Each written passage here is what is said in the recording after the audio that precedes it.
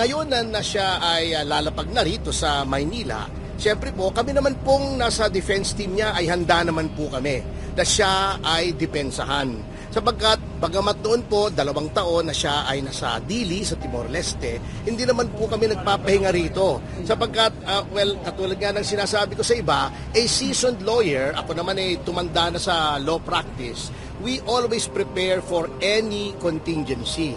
So habang nandun siya, inisip na rin namin na baka noong mga panahon na hindi pa namin malaman kung anong kahihinatnan noong request for extradition, naghahanda naman po kami. Hindi po kami tumitigil dito ng paghahanda sa kanyang mga depensa. Lalong-lalo na po ngayon na halos lahat po o pwede nating sabihin lahat na ng mga testimonya laban sa kanya ay binawi na ng mga gumawa ng mga testimonyang yon at sinasabing sila ay tinakot, sinaktan, binigyan ng mga abogado na hindi naman nila gusto, matibay naman po ang aming depensa kung siya po ay haharap na sa hukuman.